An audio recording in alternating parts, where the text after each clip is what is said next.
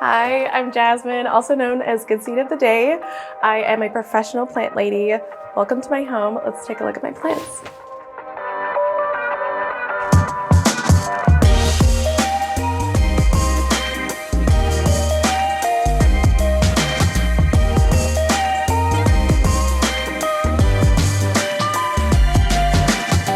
I love the beauty of color, of silhouettes, of shapes, and plants are just another way to do that. It's like having a bunch of sculptures around your home.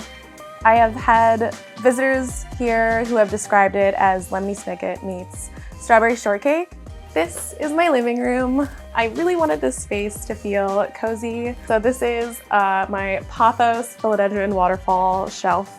They're pretty easygoing plants, so it's not too tricky, even though they are a little bit inaccessible to water. If you're sitting on this side of the couch, you might get hit by a leaf. You might get dripped on, sometimes that happens, but it's worth it. They just look so good. The mirror I made myself. I couldn't find the exact measurements that I was looking for. It really gives that greenhouse garden effect that I was really searching for, especially living in a condo that's very devoid of nature and warmth. So I really feel like this reflects light in the space and makes it feel just really comfy. Golden hour in here is magical. The number of plants that I have in my home, I would say we're hovering around 60-ish. I mean, if I had to describe my plant collection, I would say it's definitely a pretty eclectic mix. Certain plants just for more sentimental reasons, plants that I've rescued and I've kind of like nursed back to health, and to watch their progress is definitely very meaningful for me. This one over here, also known as my garbage glitter disco plant, one I actually found by the dumpsters in my old building. It had a little note on it that said like, "Take me home." It was inexplicably covered in glitter and I just knew that I had to take it home. It looked really sad, like 3 or 4 leaves. Really thirsty.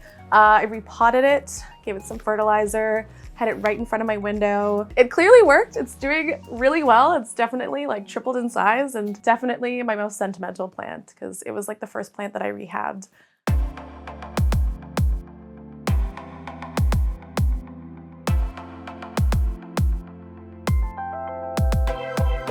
I started uploading photos of my plants onto my Instagram account.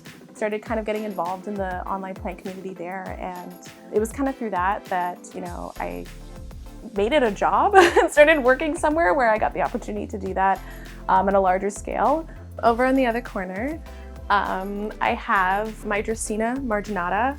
This particular one is Dracaena Character. I have it grouped with a Peruvian cactus, also really low maintenance. She's getting a lot of sun. It's in a good spot. I feel like the leaf shape, the difference between, this columnar cactus, the broad leaf, and then you kind of have like a more spiky, twisty, turny plant, just look really good. I just really like how they all look together. Plants aren't furniture, even though they're gorgeous and they add so much to a space, and sometimes they can be as expensive as furniture, but that's all the more reason to treat it with, the care that it needs. So further along in my living room, I have this beautiful plant display that I have set up here. I really wanted to take advantage of the vertical space. I'm lucky to have some pretty high ceilings.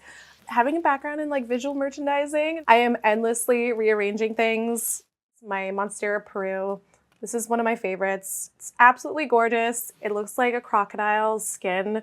The burgundy green, like velvet of the philodendron micans. It just adds something that I feel like this shelf just looks so sophisticated and grown up. I feel like that was like the biggest thought that I had when I put it together. Over here is my grandfather clock. This piece is really special to me. I think it's really unique. Actually, my partner found it online and it was free, so we couldn't really pass that opportunity up. It does have the ability to work, but I didn't really want it for that. I wanted to put a plant in it, so that's what we did here. I have a grow light inside of here. You can kind of see it shining through. The plant inside of it is a Philodendron bipenifolium. So the great thing about this grandfather clock is that it kind of acts as a terrarium. It keeps the humidity in, which is really nice. Most tropical plants, you kind of want to mimic their environment of being in the jungle. It also has a mirrored back on it, which reflects light, which is really great because then it kind of disperses it a little bit more evenly. That is the only source of light that this plant is receiving. It doesn't really get any natural light throughout the day, but it's thriving. It was like, I had maybe like 5 leaves. It was a tiny little plant when I first got it. I've had it for maybe about a year now, and it's climbing out. So clearly I'm doing something right, the grandfather clock.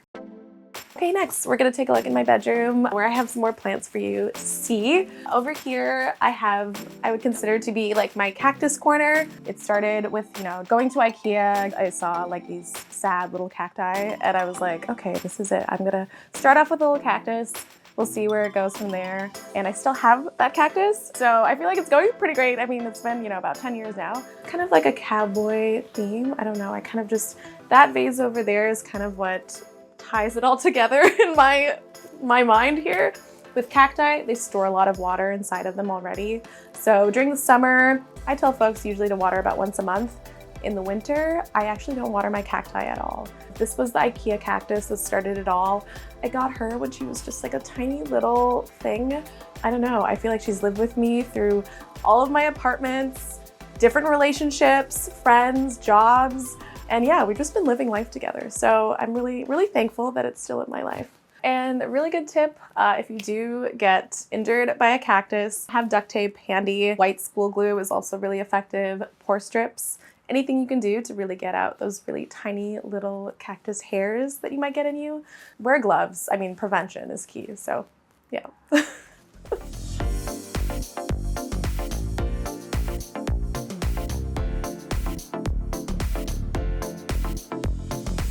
I mean, everything looks curated for a reason. Like, I am actually there, like, zhuzhing things around, and that to me is like entertainment, just looking at my plants, which sounds weird, like watching grass grow, but I don't know. Plant people will get it. They'll understand.